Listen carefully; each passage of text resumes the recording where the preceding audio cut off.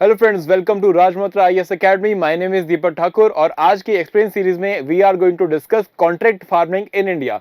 So basically what is this contract farming और India में contract farming का क्या स्टेटस है, we will be discussing these thing but specifically in the context with the recent government ordinance on the contract farming. ठीक है, basically you know कि अभी government ने एग्रीकल्चर रिफॉर्म्स के कॉन्टेक्स्ट में 3 ऑर्डिनेंस निकाले थे, उनमें से एक कॉन्ट्रैक्ट फार्मिंग के रिलेटेड है।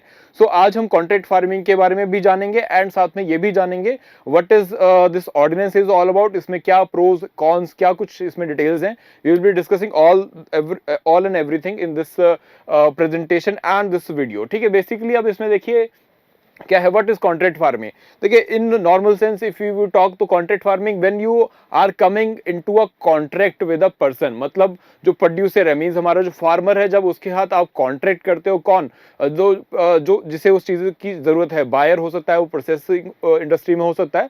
So when these two people come into contract, so उसे हम कॉन्ट्रैक्ट फार्मिंग बोलते हैं। बट इसमें कुछ और भी पार्ट्स हैं। फॉर एग्जांपल, जो कॉन्ट्रैक्ट आप साइन करते हैं उसमें भी 3 तरह के कॉन्ट्रैक्ट हो सकते हैं। सबसे पहला होता है एक लूज बाइंग एग्रीमेंट। तो इसमें क्या होता है that you have done a agreement that you will be buying this produce of the farmer, but आपके ऊपर बाउंडेशन है दैट आप ही को ये बाय करना है। फार्मर इज ऑल्सो ओपन कि वो कहीं और भी इसे सेल आउट कर सकता है, but first preference will be given to the person with whom he has come into contract. ठीक है, सो इसी में नेक्स्ट अगर हम देखें that is simple purchase agreement.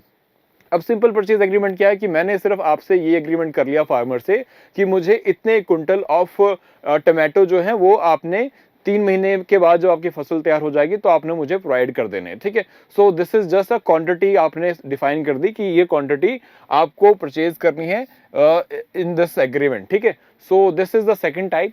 And third time इसमें क्या होता है, this is the very interesting thing and very important, that is supervise production with input provisions. ठीक है, तो ये सुपरवाइज प्रोडक्शन मींस आप जो कॉन्ट्रैक्ट कर रहा है, for example a company has contracted to a farmer कि हम आपसे जो है आपकी जो प्रोड्यूस है, फॉर एग्जांपल आपसे जो है हम टमाटोज जो है या पोटैटो हम आपसे खरीदेंगे, बट ये जो पोटैटो आप खरीदेंगे इसको आप कैसे प्रोड्यूस कर रहे हैं वो हम आपको बताएंगे कि किस तरह से प्रोड्यूस करना है, और उसे हम सुपरवाइज भी करेंगे। हम आपकी खेत में आया करेंगे हर हफ्ते और देखा करेंगे कि आपकी प्रोडक्शन में आपने क्या क्या, कौन से फर्टिलाइजर आप यूज कर रहे हो, किस तरीके से आप उसकी खेती कर रहे हो। सो इनपुट भी हम देखेंगे कि we will provide you the seeds. ठीक है, कि सीड्स भी आपको हमसे मिल जाएंगे कि कौन से सीड लगाने, कौन सी वैरायटी के सीड लगाने, we will be providing. And इसके साथ साथ हम आपको ये भी फैसिलिटी देंगे कि आपको लोन भी मिल जाए, कि लोन की फैसिलिटी भी आप हमसे ही ले लो। एंड सारा जो रिस्क कवरेज है वो भी हम देखेंगे कि जो भी अल्टीमेटली जो भी प्रोड्यूस निकल के आएगा वो अच्छा निकलता है, खराब निकलता है, वो हमारी जिम्मेवारी है। बस आप हमारे तरीके से प्रोडक्शन करो, सुपरविजन हमारी रहेगी। ठीक है, तो इसमें रिस्क कवरेज भी हो गया कि फार्मर के ऊपर अब रिस्क नहीं है कि अल्टीमेटली उसकी क्रॉप की वैरायटी कैसे निकलती है, बिकॉज स्टार्टिंग से कंपनी जो है सुपरविजन अपने आप पास उसने रखी है। सो इट इज रिस्पॉन्सिबल कि उनकी सुपरविजन में प्रोडक्शन हुआ है। So what ever production it has come, तो वो प्रोड्यूस जो भी मिला है, जो भी आया है, वो उनको प्रोड्यूस करना जो है परचेज करना पड़ेगा। ठीक है, अब इसी में हम और भी देख लेते हैं कि इसमें खासकर 3 एलिमेंट और होते हैं। किसी भी कॉन्ट्रैक्ट फार्मिंग का जो एग्रीमेंट साइन होता है उसमें 3 चीजें खासकर होती हैं। एक है प्री एग्रीड प्राइस, कि इस प्राइस पर ये जो अनाज है हम आपसे खरीदेंगे। ठीक है, फार्मर से कंपनी ने कॉन्ट्रैक्ट जब भी साइन करते हैं उसमें 3 चीजें तो खासकर होती हैं। एक कि इस गिवन रेट पर हम आपसे सामान खरीद लेंगे, इतनी क्वालिटी का खरीदेंगे और इतनी क्वांटिटी का खरीदेंगे। मतलब इतनी क्वांटिटी हम आपसे खरीदेंगे, ये भी शॉर्ट है, और इस क्वालिटी का सामान हमसे चाहिए आपसे, ये भी उसमें लिखा होता है। एंड साथ में क्वांटिटी की कितनी क्वांटिटी हम आपसे चाहेंगे। ठीक है, या फिर एरिया डिफाइन होता है कि इतने एरिया का में आपने ये चीज इसकी खेती करनी है, जो भी प्रोड्यूस आएगा वी विल बी पाइंग। एंड कब ये परचेज हम करेंगे वो टाइम भी डिफाइन होता है। ठीक है, कि at the time of the harvesting, या फिर कुछ टाइम कोल्ड स्टोरेज को रखना पड़ेगा, या फिर डेट आपको मेंशन है। इस तरह से एग्रीमेंट साइन किए जाते हैं। ठीक है, so most of the companies या big companies are preferring this model because क्यों कर रही हैं इसकी हम आगे एक्सप्लेन में डिटेल में डिस्कशन अभी करेंगे। ठीक है, सो फाइनली इसमें एक और चीज है कि दैट इज रिटर्न। अब ये जो डील्स हैं ये ओरल डील्स भी हो सकती हैं। These deals can be formal registered return, ठीक है। तो चाहे ये आप नोटरी में जाके या तहसीलदार के पास जाके रजिस्ट्री करा रहे हो, उसकी प्रॉपरली एग्रीमेंट को रजिस्टर करा रहे हो, या फिर ओरली एक पेपर पे लेके साइन हो गया, तो that is all contract farming. But यहाँ पे आज जो हम टॉपिक डिस्कस करें that is regarding government ordinance, और गवर्नमेंट के जो भी रूल्स रेगुलेशंस होते हैं they are govern in a formal structure, ठीक है। सो यहाँ पर वो फॉर्मल स्ट्रक्चर क्या है कि हम बात करेंगे रिटर्न एग्रीमेंट्स की, ठीक है। इस पूरे ऑर्डिनेंस में जो भी कॉन्ट्रैक्ट की बात की जा रही है कॉन्ट्रैक्ट फार्मिंग के लिए, that is all about the return contracts, ठीक है। तो चलिए नेक्स्ट हम इसमें देखते हैं आगे। अब इसमें हमारे पास आगे जो बेसिकली आता है कि why we need a contract farming, इसकी जरूरत ही क्या है। फार्मर प्रोड्यूस कर रहा है, एपीएमसी की मार्केट मंडी बनी हुई है, वहां पे लेके जाके बेचे, एंड उसके पास पैसा आ ही जाएगा, तो उसे क्यों एग्रीमेंट करना है किसी कंपनी से प्रोड्यूस के लिए, या फिर किसी क्वालिटी एश्योरेंस के लिए, या फिर और किसी बात के लिए।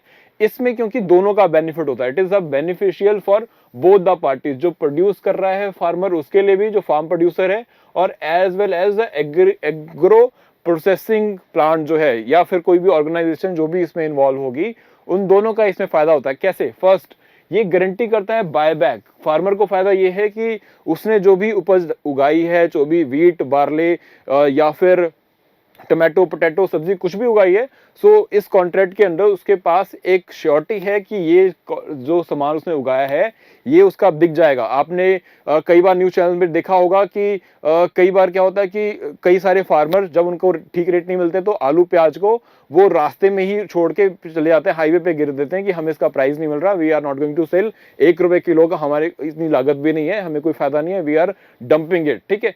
सो ऐसी सिचुएशन से यहाँ पर फार्मर बच जाता है, बिकॉज वहां पर उसके पास गारंटी है कि उसे ऑलरेडी जो है प्राइस असाइन हो चुका है कि इस प्राइस पर इतनी क्वांटिटी खरीदी जाएगी, तो ही गेट दिस गारंटी कि जो भी एग्रीड प्राइस है उस पर ये जो कमोडिटी है वो उससे परचेज कर ली जाएगी।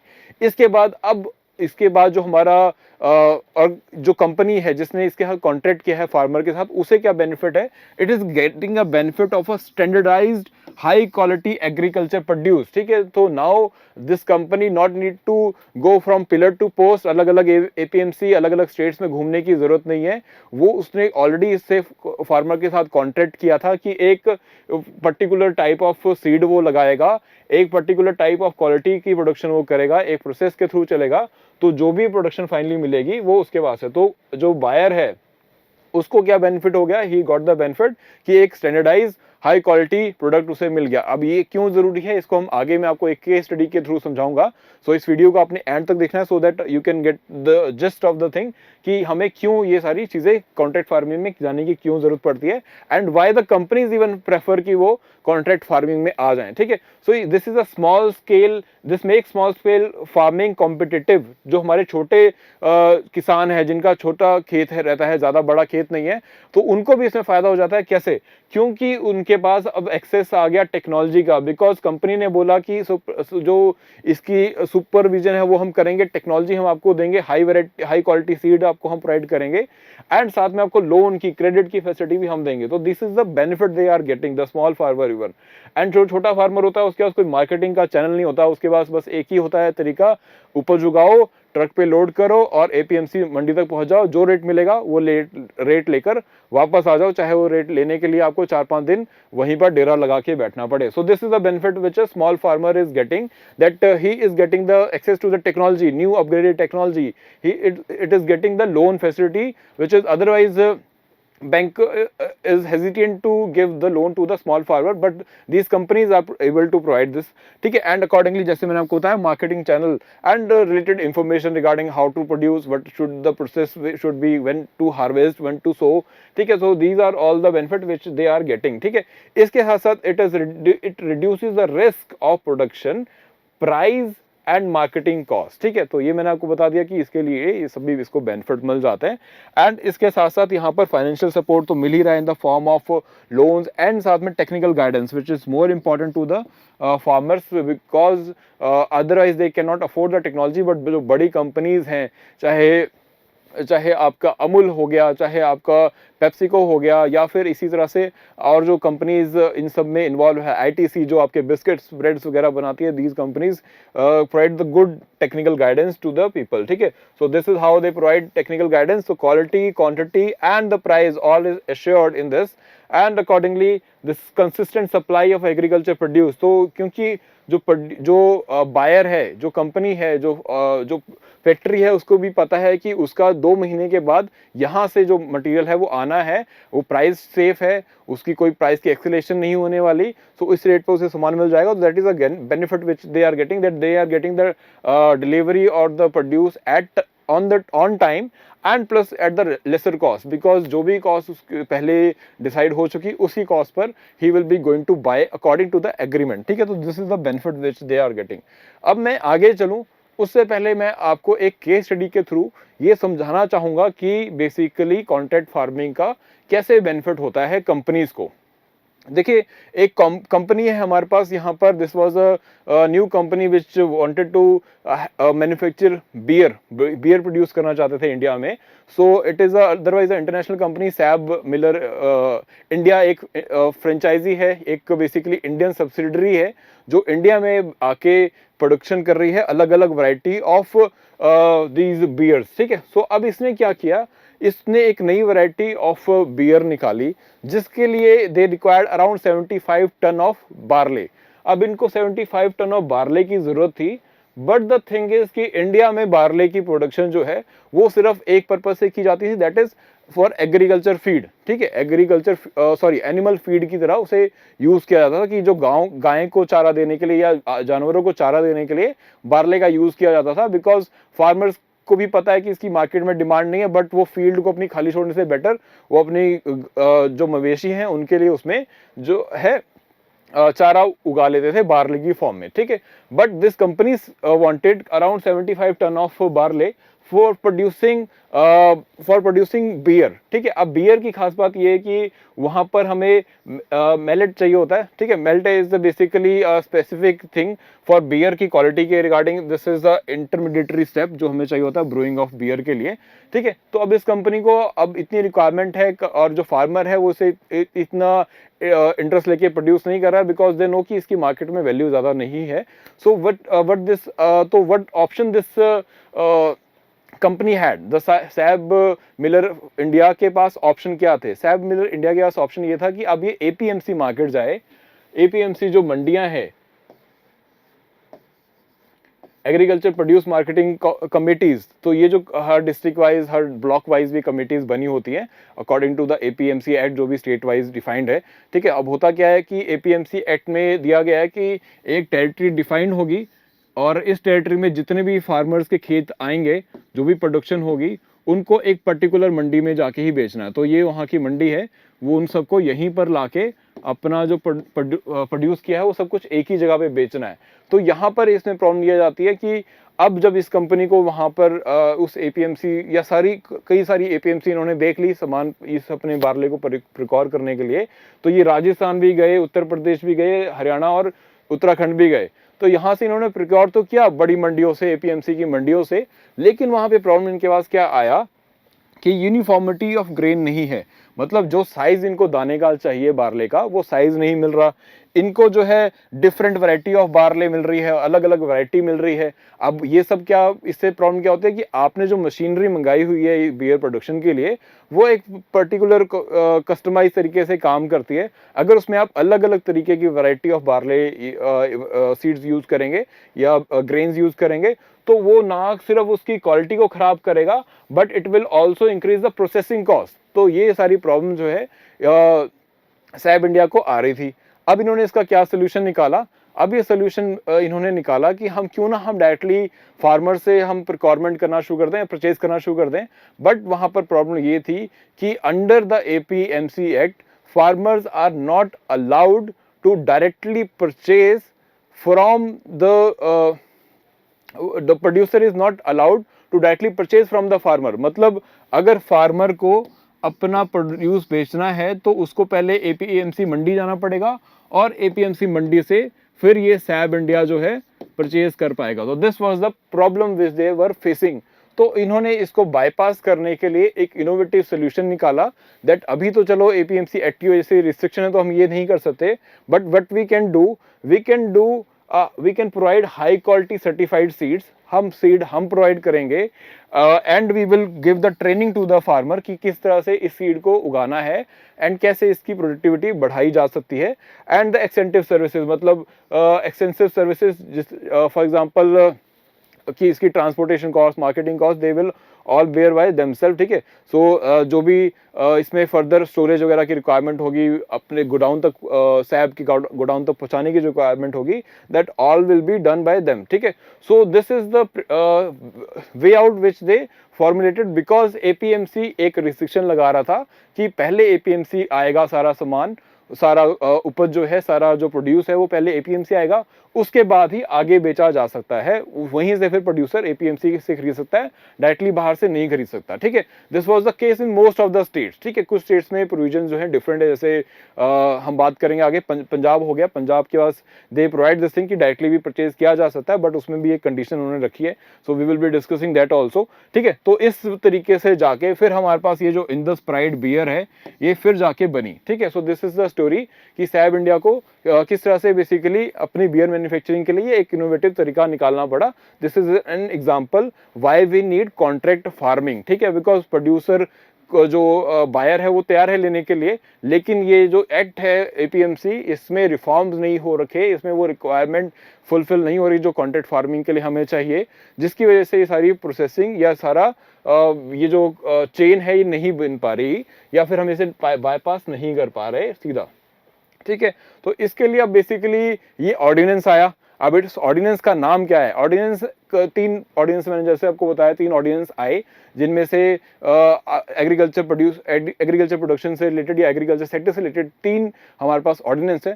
उनमें से सब ये कॉन्ट्रैक्ट फार्मिंग के रिलेटेड ये ऑर्डिनेंस है, farmers empowerment and protection agreement for, यहाँ पर हमारे पास price assurance and farm services ordinance, ठीक है।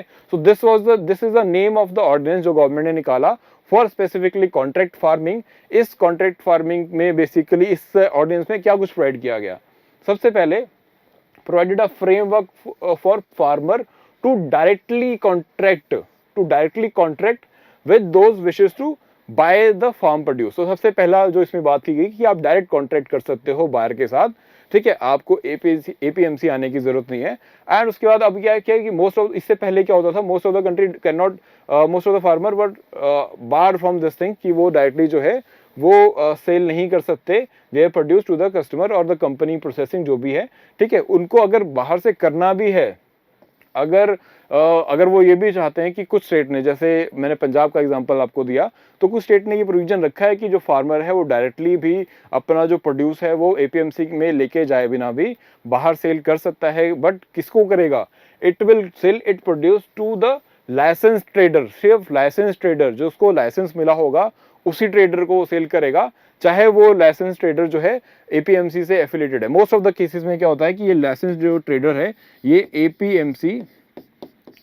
एपीएमसी कमिटीज जो बनी हुई है उनके साथ जो है लाइसेंस वहां से इसको इशू हो रखा है, एंड तभी ये यहाँ पर काम हो सकता है। अब ये क्या बात हुई? यहाँ तो आपने एपीएमसी को सरपास करने की कोशिश की है, करनी थी, ठीक है। तो यही गवर्नमेंट ने इसमें चेंजेस किए कि अब डायरेक्ट आप कर लो, आपको लाइसेंस ट्रेडर की जरूरत नहीं है कि कोई भी इंडिविजुअल जो है परचेज करना चाहता है, कोई प्रोसेसिंग प्लांट है, कोई कंपनी है, कोई इंडिविजुअल है, या कोई रेस्टोरेंट इवन है, अगर वो रेस्टोरेंट भी चाहता है कि मैं डायरेक्टली जाके फार्मर से कॉन्ट्रैक्ट कर लूँ for supply of the goods, for example McDonald चाहे कि मेरे को बर्गर के लिए टिक्की चाहिए, टिक्की के लिए आलू चाहिए, और मैं डायरेक्टली इनके साथ ही एग्रीमेंट कर लेता हूँ अपने लोकल जो नियर बाय फार्मर्स हैं कि मुझे इस क्वालिटी का आलू चाहिए अपनी टिक्कियों के लिए, ठीक है। तो this can be done now, ठीक है, now this can be done which was not earlier possible, because आपको लाइसेंस ट्रेडर होने की जरूरत होती थी। अगर आप एपीएमसी नहीं भी जा रहे हो तब भी आप सिर्फ उसी को बेच सकते हो जो लाइसेंस ट्रेडर हो अंडर एपीएमसी एक्ट, ठीक है। So this was one thing.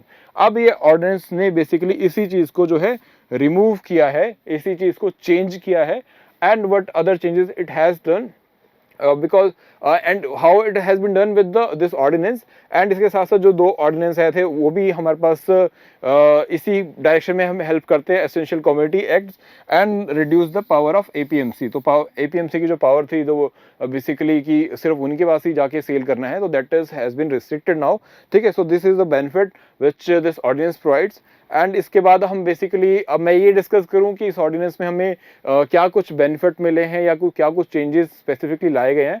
उससे पहले हम देख लेते हैं कि अभी तक का जो स्ट्रक्चर था इस पूरी चेन का, वैल्यू चेन का या फूड प्रोसेसिंग चेन का, वो क्या था। तो इसमें सबसे पहले होता क्या था कि एक मार्केट एरिया डिफाइन होता है। जैसे मैंने अभी आपको बताया कि एक स्पेसिफिक एरिया डिफाइन हो गया। ये पूरा एक डिस्ट्रिक्ट भी हो सकता है, ये पूरा एक किसी भी डिस्ट्रिक्ट के अंदर फर्दर ब्लॉक भी हो सकता है कि इस ब्लॉक में जितने खेत हैं, जितने फार्मर हैं, वो अपनी उपज जो है इस पर्टिकुलर एपीएमसी में ही लेके आएंगे, चाहे वो कहीं से भी हो। अब इसमें प्रॉब्लम क्या होती है, for example this is a district. अब उस डिस्ट्रिक्ट की जो एपीएमसी है वो यहाँ पर है और ये सारे फार्मर्स हैं। अब इस फार्मर को यहाँ तक अपना सामान लेके जाना है, सो उसे ये थोड़ा सा दूर पड़ेगा। बट अगर साथ वाली डिस्ट्रिक्ट में, अगर ये दूसरी डिस्ट्रिक्ट है, ये यहाँ पर इसकी एपीएमसी यहाँ पर है, तो वो यहाँ पर इसको सेल नहीं कर सकता, बिकॉज उसको एरिया डिफाइन है, this market area has been defined कि लेके तो यहीं जाना है, चाहे आपको दूसरी एपीएमसी मंडी जो है वो पास भी पड़ रही हो। तो this was the problem, this is the situation earlier कि मार्केट एरिया डिफाइन होता था, वहीं पर बेचना है। So this is block the entire, अभी एंटायर डिस्ट्रिक्ट भी हो सकता है, and accordingly this compel by law to sell the produce in the designated APMC market। ठीक है, तो this was the problem which was there। and इसके बाद next क्या है, some states provide allow farmers to sell licensed produce without going to the APMC market, while bringing to the APMC market। but अगर वो कई state ने, जैसे मैंने आपको बताया कि पंजाब ने अलाउ किया, ठीक है, एंड ऐसे ही जो है तमिलनाडु ने भी अलाउ किया कि the produce can be directly sold to the processing unit or the company without going to the APMC। But condition क्या है कि आपको जो सर्विसेज हैं, जहां पे जो आपको सर्विसेज लग रही हैं, जो अदरवाइज एपीएमसी में सर्विस चार्ज देना पड़ता है, जब फार्मर अपना सामान वहां लेके जाता है तो एपीएमसी मंडी जो है उसे सर्विसेज के लिए चार्ज करती है, उसके लिए फीस देनी पड़ती है। तो वो फीस आपको तब भी देनी पड़ेगी, चाहे आप एपीएमसी मंडी नहीं आ रहे, आपने डायरेक्टली बायर को चीज भेज दी, but still you have to pay the service fees for the APMC. तो this was the problem. So farmer said कि मुझे फायदा क्या हुआ कि जब मुझे अपना सामान बेचने के लिए मैं डायरेक्टली बायर के पास चला गया, आपकी कोई फैसिलिटी मैंने यूज नहीं की, फिर भी मैं अपनी सर्विस, फिर भी आपको मैं सर्विस चार्ज क्यों पे करूं। तो this was a problem. And यहाँ पे दूसरी बात यह है कि अब हमने इस चीज को सरपास कर लिया है कि a farmer need not to pay this fees, because अब वो डायरेक्टली कंपनी से डील करेगा, कॉन्ट्रैक्ट कर सकता है, इवन अगर वो लाइसेंस ट्रेडर ना भी हो। ठीक है, सो यहाँ पर एक दूसरा एस्पेक्ट इसका ये भी है कि जो एपीएमसी मंडियां चलती हैं, बिकॉज गवर्नमेंट ने उनको एज इट इज रखा है, वहाँ पर कोई प्रॉब्लम नहीं है, वो एज इट इज वर्क करेंगी। जो जिनको वहाँ ले जाके अपना सामान बेचना है वो वहाँ बेचेंगे, जिनको वहाँ से सामान खरीदना है, जिन बायर्स को खरीद सकते हैं। But this is for the farmer कि उनको एक ऑल्टरनेटिव, एक ऑप्शन दिया गया है कि वो डायरेक्टली अपना जो बायर है, कंपनी है, उससे डायरेक्टली कॉन्टैक्ट कर सकते हैं। तो this is a benefit which they have been given. अब इसमें बात क्या हुई आगे, अब चेंजेस क्या क्या है। अब इसमें सबसे पहला जो चेंज आया that is regarding the removal of the uncompetitive practice. तो this is the main thing कि अनकंपिटिटिव प्रैक्टिस, किस तरह की अनकंपिटिटिव प्रैक्टिस है, दैट इज अब होता क्या है कि जो ट्रेडर होते हैं इन एपीएमसी मंडियों में वो लिमिटेड होते हैं, 100-150 जो है, या कुछ स्पेसिफिक कम्युनिटी के लिए कुछ लिमिटेड ट्रेडर्स होते हैं, वो आपस में एक ग्रुपिंग कर लेते हैं, एक कास्टल बना लेते हैं। एंड कास्टल बनाने से क्या होता है कि वो बोलते हैं कि इसी प्राइस पे खरीदेंगे, इसके ऊपर तो रेट देना ही नहीं है। तो उन्होंने डिसाइड कर दिया कि हमने इतने पर क्विंटल रेट देना है, इसके ऊपर नहीं देना। तो सबने डिसाइड कर लिया। अब फार्मर के लिए प्रॉब्लम ये होगी कि अब उसे कोई भी उसका जो एक्चुअल वो जो एक्सपेक्ट कर रहा है वो उसे नहीं मिल रहा, बिकॉज सबने डिसाइड करके बोल दिया इन सारे ट्रेडर्स ने कि हम इसी रेट पर लेंगे। जो अड़तियास बोलते हैं कई एरियाज में, इन ट्रेडर्स को अड़तियास बोला जाता है, जो मिडल मैन होते हैं। ठीक है, अब यहाँ पर क्या है कि फार्मर्स के लिए प्रॉब्लम क्या होगी, that he can not go to anywhere as, because यहाँ पर उसके पास किसी और एपीएमसी के पास जाने का ऑप्शन नहीं है, चाहे वो कितनी भी पास हो, तो उसके पास बेचना तो उसको यहीं पड़ता है। This is the problem which they were facing. But now क्या चेंज कर दिया गया, दैट एनी पर्सन और कंपनी को वो अपना जो प्रोड्यूस है वो सेल कर सकता है। एंड इसके साथ साथ एपीएमसी एक्ट को भी बरकरार रखा गया, उसमें भी कोई ऐसी प्रॉब्लम नहीं है। वहां पर जिनको वहां लेके जाके सामान बेचना है, they can sell there, otherwise those who want to sell outside they can sell outside. ठीक है, सो और इसमें से ये भी बोल दिया गया कि आपको कोई टैक्स या कोई फीस नहीं देनी है अब। ठीक है, तो this is the major change which has be done, कि कोई टैक्स या कोई फीस नहीं देनी जो एपीएमसी में ले जाने के लिए लगती थी आपको। साथ ही इन्होंने बोल दिया कि आपको जो है आप बाहर से जाके कॉन्टैक्ट कर लीजिए, कोई इशू नहीं है। ठीक है, So next change, quality assurance assures quality, quantity and price for both farmer and the buyer. ठीक है, तो this is the benefit which they have get, जो जिसकी मैं बात कर रहा था कि क्वालिटी अश्योर हो जाती है, क्वांटिटी कितनी चाहिए वो अश्योर हो जाती है, एंड प्राइस अश्योर हो जाता है। दोनों के लिए बेनिफिट हो जाता है, दोनों पार्टी के लिए, फार्मर के लिए भी और बायर के लिए भी। सो this is advantage this gap. And यहाँ पर मैं आपको एग्जांपल दूंगा एक पेप्सिको का एग्जांपल इसलिए because it is one of the companies जिन्होंने इंडिया में सबसे पहले इनिशिएटिव लिए थे regarding the contract farming, specifically not contract farming but they intended to go for the contract farming because 90 अब ये जो सारे जो कॉन्ट्रैक्ट फार्मिंग की प्रोसेस जो स्टार्ट होती है वो स्टार्ट होती है आफ्टर 2003 जब हम लीवरेज देते हैं, एपीएमसी एक्ट को हम रिफॉर्म करते हैं and we provide contract farming. But उस कॉन्ट्रैक्ट फार्मिंग में भी उस रिफॉर्म में भी एक लिमिटेशन थी कि आपको जो फीस वगैरह है वो पे करनी पड़ेगी एपीएमसी वगैरह की। ठीक है, सो ये this was the condition otherwise. But because अब इनको पेप्सिको को पोटैटोज चाहिए थे टू मेक, बेसिकली अब इनको क्या करना था, पोटैटो चाहिए थे टू मेक केचप, इनको केचप बनाना था इंडिया में। ठीक है, लेज कंपनी जो है चिप्स भी बनाती है, यू नो। ठीक है, सो अब इनको केचप बनाना था तो दे हैव दिस प्रॉब्लम कि अब ये केचप कैसे बनाएंगे। ठीक है, बिकॉज डायरेक्टली कॉन्ट्रैक्ट कर नहीं सकते, क्वालिटी जो इनको चाहिए, जो क्वांटिटी चाहिए वो कॉन्ट्रैक्ट में हो नहीं सकती। तो व्हाट दे डिड कि इन्होंने पंजाब में खुद का प्रोसेसिंग प्लांट लगा दिया कि हम यहाँ पे प्रोसेसिंग प्लांट लगाते हैं, सेम जो चीज़ अब जाके सैब मिलर इंडिया ने की, वो चीज़ इन्होंने उस टाइम पर की। बट इन्होंने क्या उसमें अलग क्या किया, इन्होंने खुद का प्रोसेसिंग प्लांट लगाया टमाटोज का, एंड वहाँ पर इन्होंने बोला कि हमें ये क्वांटिटी चाहिए। This was done in 1997। तो 1997 में इन्होंने इनिशिएटिव लिया कि वी वांट दिस क्वालिटी, सो हम खुद का एक प्रोसेसिंग प्लांट लगाएंगे एंड उस प्रोसेसिंग प्लांट के अकॉर्डिंग जो भी प्रोडक्शन होगा दैट विल बी जो भी उस रीजन में अपना पोटैटो उस क्वालिटी का टमाटो जो है उगाएगा वो हमारे पास लाके बेच सकता है। तो that was the benefit which they were giving. ठीक है, so many of the farmers, surrounded farmers of Punjab they opted for this कि उन्होंने यहाँ से आके इसे परचेज कर लिया। ठीक है, सो अपना डायरेक्टली प्रोड्यूस जो है वो इनके पास ही लेके आने शुरू हो गए। ठीक है, अब चाहे यहाँ पे कॉन्ट्रैक्ट नहीं हो रखा, this was an other innovation which was done instead which because contract farming available नहीं था। तो this innovation was done by the PepsiCo also कि उन्होंने खुद का ही एक प्रोसेसिंग प्लांट लगा दिया एंड आसपास के जो फार्मर्स हैं उनको इंकरेज किया कि आप खुद आके अपना सामान यहाँ जो बेच दो, यहाँ पे आके बेच दो। तो this is how they assured the quantity उन्होंने एश्योर कर ली। तो this was how they want. ठीक है, सो ये अब बेनिफिट हो जाएगा इन बड़ी कंपनियों को कि डायरेक्टली कॉन्ट्रैक्ट कर सकते हैं। तो चाहे बड़ी कंपनी हो पेप्सिको जैसी या फिर कोई रेस्टोरेंट हो जो ये चीज़ में आना चाहे। ठीक है, तो this is the other benefit which they are getting and which they are intend to get. ठीक है, अब इसके साथ इन्होंने क्या किया, एक और अजम्प्टेड, यहाँ पे हमें अजम्प्टेड इंटरमीडिएटरीज फ्रॉम स्टॉक लिमिट्स। ठीक है, तो अभी क्या होता है एसेंशियल कमोडिटी एक्ट में आपके पास स्टॉक लिमिट है, उसके ऊपर आप नहीं बेच सकते। तो this was the thing which was provided by this ordinance कि यहाँ पर ये जो स्टॉक लिमिट है उससे अजम्पशन दे दिया गया कि कंपनीज चाहें तो ये प्रिकॉर करें, अपने पास रखें। There is no essential commodity act which is going to apply on them on the stock. ठीक है, तो इससे क्या बेनिफिट मिलेगा, इससे बेनिफिट ये मिलेगा कि यहाँ पर बेसिकली जो लार्ज ऑर्गेनाइजेशंस हैं they can participate in contract farming, उनकी जो डिमांड है फार्मर से वो बढ़ेगी। जब बायर बढ़ेंगे तो फार्मर के पास भी ऑप्शन होगा कि वो और किसी भी एक को चुनकर उस जो भी अच्छा रेट उसे अच्छा कॉन्ट्रैक्ट दे उसको अपना सामान बेचे। तो एंड इसके साथ साथ जो स्मॉल ट्रेडर्स हैं उनको भी इंकरेजमेंट मिलता है कि वो भी अब एक्सपेंड करें अपनी कैपेसिटी, अपना स्टोरेज, कोल्ड स्टोरेज वगैरह एक्सपेंड करें and according take the benefit of this. ठीक है, सो यहाँ पर चौथा चेंज जो इसमें किया गया दैट इज रिगार्डिंग कि यहाँ पर increase the competence in favour of the farmer. ठीक है, कॉम्पिटेंस तो इंक्रीज की कर ही रहा है ये ऑर्डिनेंस, बट किसके फेवर में कर रहा है, it is doing this in the favour of the farmer. कैसे, बिकॉज अब वो उसके पास लार्ज एंड न्यूमरस बायर्स हैं तो उनमें से वो चूज कर ले कि किसको सामान अपना बेचना है, कौन उसको अच्छी डील दे रहा है।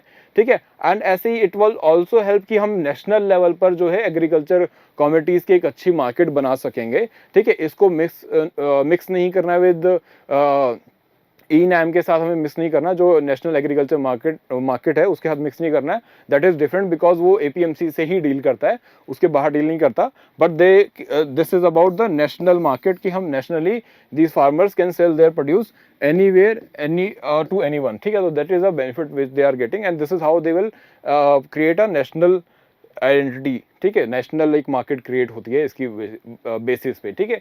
सो यहाँ पे फिफ्थ क्या है, यहाँ पे अब यहाँ पे कुछ कंसर्न्स भी रेज किए गए। अब ये this can go in both direction, positive negative also. Delegate dispute resolution to the executive, मतलब पहले आपको अगर कोई कॉन्ट्रैक्ट में कोई डिस्प्यूट आता था तो आप जाते थे कोर्ट, बट इस ऑर्डिनेंस ने क्या बोला, इट सेज कि आपको अगर आपको डिस्प्यूट आता है तो आप किसके पास जाओगे, सब जुडिशियल मजिस्ट्रेट के पास, सब डिविजनल मजिस्ट्रेट के पास जाओगे, एसडीएम के पास जाओगे, एग्जेक्टिव के पास जाओगे, सब डिविजनल मजिस्ट्रेट एग्जेक्टिव के पास जाओगे।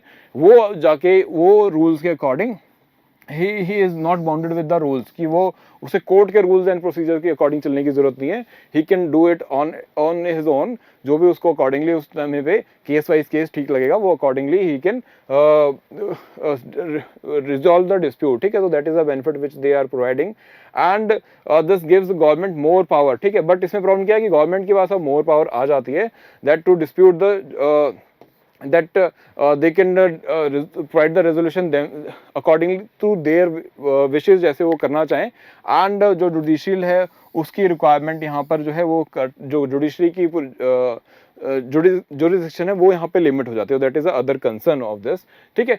सो यहाँ पर अब लास्ट जो इसमें और चेंज किया गया that is regarding this thing कि यहाँ पर जो executive power of dispute resolution, वहां पे हमें क्या किया गया, that is violate the fundamental principle of contract farming, ठीक है। अब यहाँ पे क्या है कि आपने कॉन्ट्रैक्ट फार्मिंग में ये प्रॉब्लम हो जाता है कि now you are providing a limitation, कि आप लिमिटेशन आपने लगा दी कि जो है ये आउट ऑफ कोर्ट या सब डिविजनल मजिस्ट्रेट के पास यहाँ पे जाके सेटलमेंट होगा। तो जिसकी वजह से जो कॉन्ट्रैक्ट की प्रेविटी ऑफ कॉन्ट्रैक्ट जिसे हम बोलते हैं, जो कॉन्ट्रैक्ट साइन किया जाता है उसकी प्रेविटी होती है, दैट इज रिगार्डिंग कि ये कॉन्ट्रैक्ट दो इंडिविजुअल के बीच में है, इसे बाहर कोई और चैलेंज नहीं करेगा। बट यहाँ पे जब सू मोटो आप पावर दे देते हो एग्जीक्यूटिव को, they can interfere in the contract and that is a discouraging thing for the buyer and the seller both, ठीक है।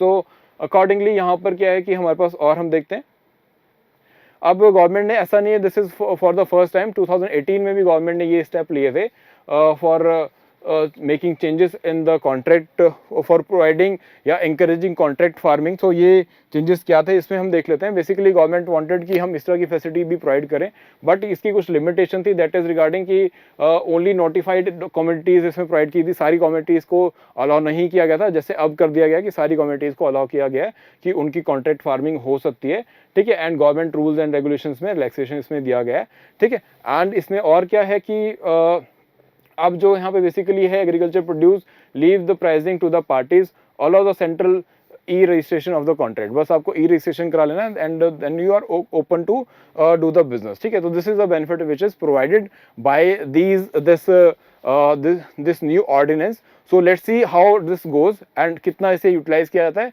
अब बिकॉज अल्टीमेटली इसको अप्लाई करने की रिस्पॉन्सिबिलिटी है वो स्टेट गवर्नमेंट्स की है। सो लेट्स सी कि स्टेट गवर्नमेंट कैसे इसे अप्लाई करती है। कई जगह पे इसका विरोध भी किया जा रहा है, तो दैट वी विल सी कि how this comes out to be in particular states, ठीक है। This is all from this topic and I hope आपको ये एक्सप्लेनेशन, ये एक्सप्लेन जो हमने किया है इस पूरे ऑडियंस को, you like this thing and accordingly for other important topics be tuned to us so that we can come with new topics and you can get more insight about all those topics. This is Deepak Thakur signing off for today.